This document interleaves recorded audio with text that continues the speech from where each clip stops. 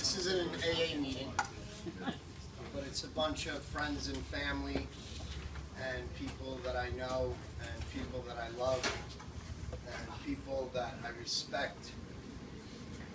Because I've found over the last 20 years, one day at a time, that the more you do the right things and the more self-respect that fills up your mind, body, and soul. I used to pick up Shabbat dinners in the barbecue because I wasn't allowed in the house, because I wasn't trusted. And today, fast forwarding 20 years later, I got all this around me. People, love, respect, food, hospitality, and real friendship. And the only way to, get a friend is to be a friend. And friendship doesn't always come around money. Sometimes in life, when you're a real person, you're down to earth, and you don't take things so seriously. I mean, there's times you must take things seriously, but you got to find that balance. And I found it 20 years ago when I put down alcohol and drugs. It took me to some bad places, I must admit. It started out recreationally. I can't blame anybody for it. I mean, I had some really, I guess, wild uncles, I could say. And I thought, they were teaching me the fun things in life. And I had to learn the hard way that I think it was the wrong road. I love my family. I'm not going to say anything bad about, any part of my family. I know my family tried teaching me, but I was unteachable. I thought I knew it all, too smart for my own good.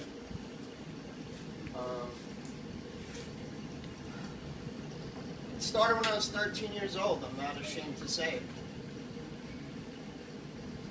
I started smoking marijuana at 13. And then at 15, my uncle pulled me out of high school. Took me to break my virginity. That's right. And at 17, I learned how to do cocaine. Why, it's so funny, everything? So it's a lot for a little kid. Why are you laughing? So by the time I got my license, I begged my brother Jack for his Datsun 280Z. And he was studying his ass off in Boston. And I just manipulated into getting that car. And I didn't waste any time. I was getting tickets. I got a DWI when I was 17, DUI, driving under the influence, driving while intoxicated. And then 28, I got another DWI. Right there. And at 29, I got another DWI. Behind him. But at that point, I was very sick and tired of being sick and tired. I was a sick person. I was incapable of making healthy decisions. And I was just like, I was in a lot of pain. I don't know if it's because I was short as a kid. I was 4'11", I fit in my locker in high school. I played a lot of ball with my brothers. And, I was tough at the time. I was a short kid, but I was tough. And I always wanted to play ball, Little League. My mom came to every game. Playing ball with my brothers. I guess they were giving me the love that they did the best they could, but when you're drinking and you're rebellious and you're manipulative and you have no self-respect, I dropped out of high school. I told my dad I was going to go get my general equivalency diploma, my GED. I bullshitted that. I went to work for a guy, A.J. Gindy, in Manhattan, and he told me you could sell the telephone booth on the corner to somebody. He said, you have a way of talking to people like I've never seen. But I wasn't like a real person because I was still drinking and drugging and, trying to find my way. And I couldn't find my way at that time because I wasn't sober. I was drinking and drugging and misbehaving. And until I hit a bottom on August 2nd, 1994, and I was in Monmouth County Correctional Institute, and I was so angry. I remember it. My dad came to see me, my mother couldn't. But I was in Freehold on One Waterworks Way. My friend Sammy came to visit me. I was shaking. I asked him to get me a pen. He couldn't even get the pen. But I remember it very clearly because they taught me as long as you remember how it was, you're not doomed to repeat. So I always remember the night I busted into Sammy and Jacqueline's rent-a-home at the light near the Lawrence Avenue Shul. I was out of moves. I was running on the beach, running from the police. I was running from my addiction. And I was running for myself. Running from myself. I didn't know what to do, where to go. And I went from jail to rehab to jail to another rehab. It was like a difficult summer. And we just built a pool in the house. My dad, who busted his ass his whole life. I didn't give a shit. I didn't give a shit. And Elliot was playing tennis and jet skiing, and everybody was having a nice summer, and I was in jail.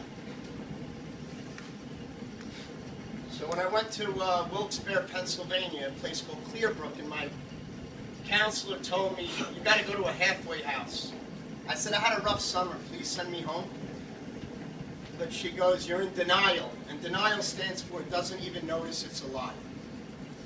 And all those years I was lying to myself. I'll never forget the day my dad came from AC with his friends and I was in the garage sleeping. Probably thought I was dead. And fighting, throwing my father over a bush. What kind of fucking behavior is that? That's what alcoholics do. They don't care about others. They're self-centered and selfish, and they only want what they want when they want it. So I got off this island, I got into the game, I went to Wilkes-Barre, PA, and after I went to Wilkes-Barre, PA, I went to Philadelphia, Pennsylvania. I got a sponsor, somebody that guided me in Brooklyn. I went to 90 meetings in 90 days, and I kept thinking about my Uncle Ronnie Elway. I kept thinking that everybody said you're going to be just like Uncle Ron.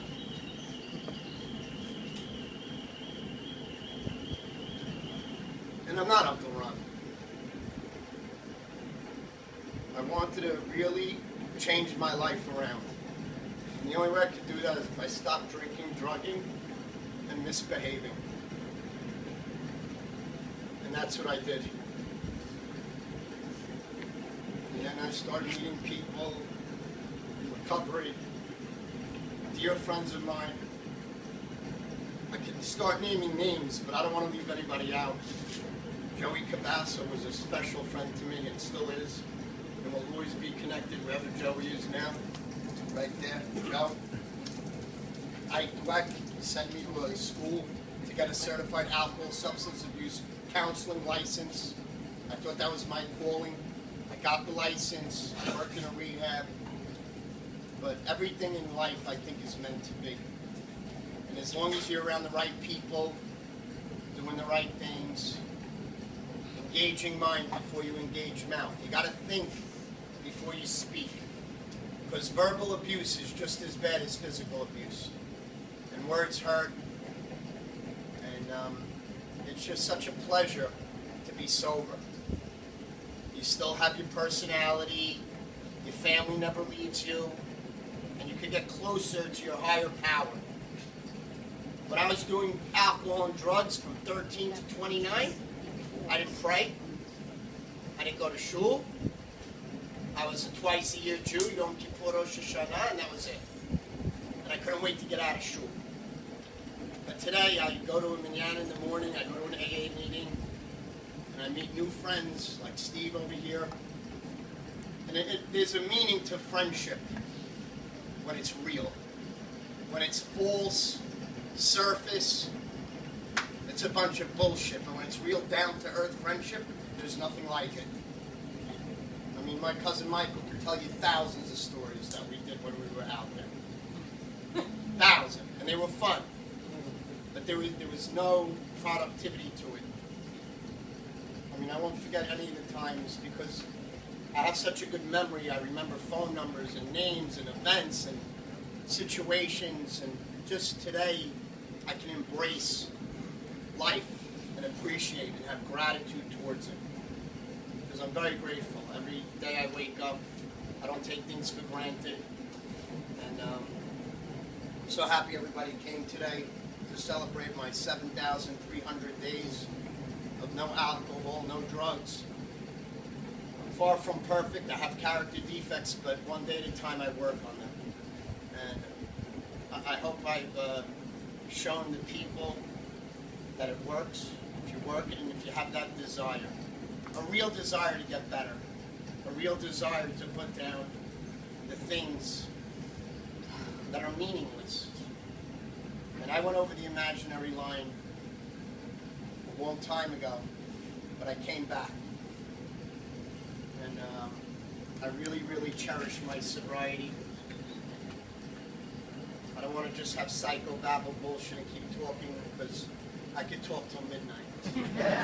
I mean, war stories, all that. But I try to live in the moment today. And this moment is here right now for me to have plenty of gratitude for my family, my friends, and whoever can make it here. It means a lot. And life is beautiful, and I want to thank Zudi very, very much for hosting this.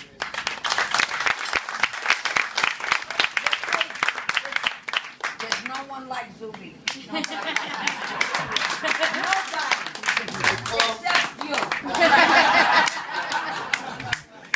That's why they call him Zudi the Beauty. That's what he is. A beauty. He's a beauty. Yeah. Yes. And, everybody asks me about my sobriety. You have 20 years. How you connected to a guy with 2 years? Yeah. It's okay. Because he has a sparkle in his eye. That's right. He's got a heart of gold. I connect to his swag and swagger. I love his basketball game. I'm a fan. And you know what? When somebody invites me to a basketball tournament or Dave Mahan's band, it's because this program, and I'm so proud of these people. I mean, Dave Mahan, he's in a band. He looks like Sting. I wanted him to play at my 20th anniversary, but it was part of the Jewish no music time. But I'm gonna hire you. Trust me, Dave. He gave me a little sober price, which is good. And no, that's hard. You know, Dave lost his mom. May she rest in peace. And a night later, he was playing his heart out for his mother, for his sobriety, for his friends. And I'm not an I love you whore. Everybody says I love you, I love you, I love you, I love you. But I really have a lot of love in my heart. They don't come like you, sweetheart. They don't come like Richie. Sorry. I'm prejudiced, but he's a lot to be proud of. A lot. A lot. And that's thank you very much.